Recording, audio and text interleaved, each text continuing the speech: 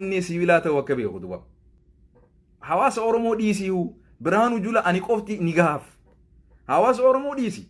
Hawaasa guddaa kana dhiisi. Ana miskintichi kun siif gahaadha. Ha qawwee takka hin qabne. Ha beekumsa hin qabne. Ha dandeettii tokko illee hin qabne. Wallahi rabbii gaditti ani qoftiin siif gahaadha Birhaanuu Julaa. I'm enough for you.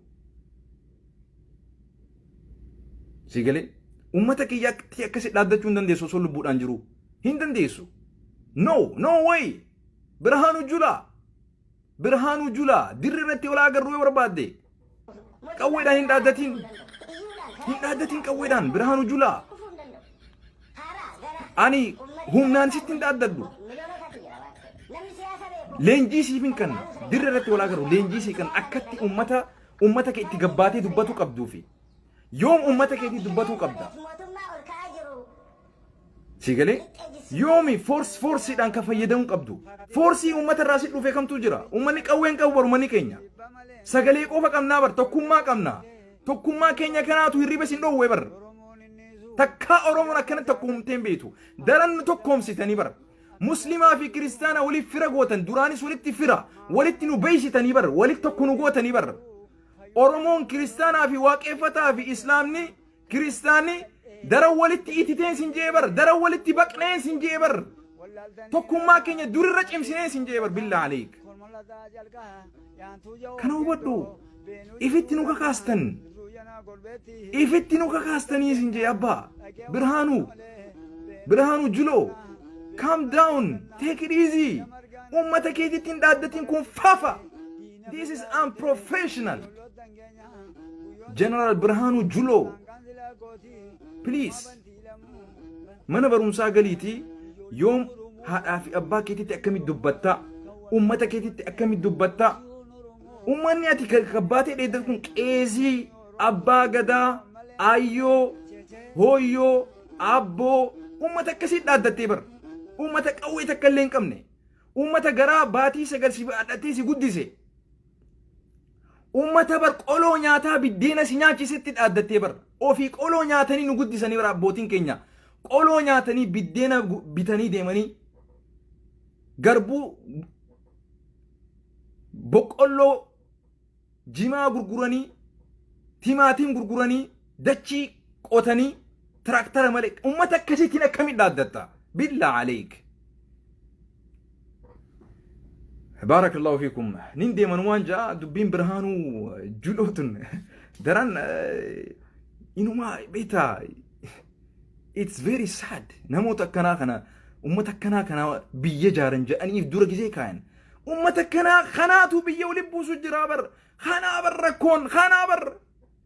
أمتا دوفا أمتا ولالا أمتا سلبتا أمتا بيكم سن كمني أمتا واتا كم بيني أمتا آدم بيني أمتا أمنتين بيني أمتا سفون كمني أنقر ركاين أمتا بيكم سكابو نجيسن نهدان بياباسن موتهم ما نكنا. This is disaster. This is disaster. مي موتهم ما كان لالي نمني إني ولين درقو في نمني إني هقن ستكني nama gartee beekumsa hin qabne doofaa wallaala jaahila ummata akkanaatiin biiti gizeenii fi gaggeeffamtu maalirraa eeda amata lama keessatti waan amata 27 hin taamne amata lama keessatti nu garsiisan jechuu because this is illiterate and educated government. All they do it is interestii isaanii guuttachuudhaaf ummata fedhii isaanii akka hoolatti akka sareetti akka gawwatti fedhii isaanii akka fedhanitti ajajanii akka fedhan godhuu danda'an kan gartee wanni isin daliidan sirrii miti jechuu hin dandeenye kan dhugaa fi dhara addaan baafachuu hin dandeenye kan dhugaa fi guddinaa fi xiqqeenya siyaasaa hin beekne amantii hin beekne aadaa hin beekne kan eenyummaan isaatu hin beekamne eessa baratee barumsa isaa hin beekamne kakkasiitiin biyya ijaarraa jaan kanaatu biyya jiisaa jira. I am very sorry to say this, my brothers and my sisters. I shouldn't raise my voice on you. Sagalee kiyya sitti ol fudhachuu hin qabu. Laakiin ima what can I do?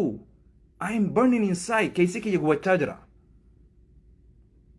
Rasuli Rabbi sallallahu alayhi wa sallam zamanaa dhufa je.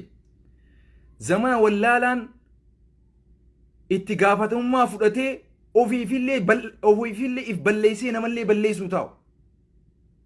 Mee Birhaanuu Juloo osoo silaa biyya saniif nagee yaade, waraana isaatiif osoo nagee yaade, dubbii ummataa fi waraana jidduu nagee buusu dubbata malee dubbii ummataa fi waraanallee walitti aduwwii godhu diina walitti godhuun dubbatu ture silaa. Waraanni ummata tahuu wallaale inni. Bi'iidhnillah qawwee takka malee isin hiikkachiisuuf teenya duba. Qawwee takka malee dhugaa qabannee rabbii keenya qabannee onnee sibiilaa qofaan jecha dhugaa dubbatu qofaan rabbii keenya kadhaa isaa qofaan wallahi rabbiin keenya nu gahaadha. ألم نهلك الأولين ثم نتبعهم الآخرين كذلك نفعل بالمجرمين ويل يومئذ للمكذبين. أكسيغا داوتوتا كينيا نجينا جرادا ترتي غاري إسنين جالدا لغر جرادا لغا دبدا دوتن لغان يومي إسن دوبتي هافتي كانوا بدو هاجالون ندو إمالي كايون ندو إف هندوني كانوا بدو هاجالون كامان دو إمالي لغان ندو إف هندوني كانوا بدو هاجالو كوانتا من أجيسا أولتن والله dhugaa Oromoo ajjeesuu hin dandeessan kan hubadhaa. Kaayyoo Oromoo ajjeesuu hin dandeessan kan hubadhaa. Nu hunda nu fixaa barbaadan. Wallahi dhugaa teenya fixuu hin dandeessan. Nu Oromoo hunda fixan alagaatu dhugaa teenyaaf dhaabbata kan hubadhaa. Baarakallahu fiikum. Wassalaamu alaikum wa rahmatullahi wa barakatuh. Nageenya jiraadhaa. Rabbiin dhugaa nu haa agarsiisu. Biyya san keessatti Rabbiin mootummaa dhugaa ka dhugaa qabu ka biyya biisu ka biyya jiisuu miti ka biyya jaaru Rabbi bakka nu haa buusu. Kan waan dubbatu beeku kan waan dhiisu beeku akkaataa ummatatti wal jaarullee kan beeku akkasii bakka nu haa buusu. Kan biyyaa tolu namaa fi Rabbiifillee tolu namaa fi sa'aafillee tolu xiqqaa fi guddaaf tolu biyyaa fi biyyeefillee tolu. Dachii fi waan biyya san keessa jiru hundaaf tolu amantii hunda gartee kabajaadhaan nagayaan jaalalaan walqixxummaadhaan ummata hogganu kakkasii Rabbi bakka nu haa buusu. Kakka Birhaanuu Juloo kana barumsatti Rabbi nu haa deebisu. Kun baratuudha qaba. Aangoon isan barbaachisu.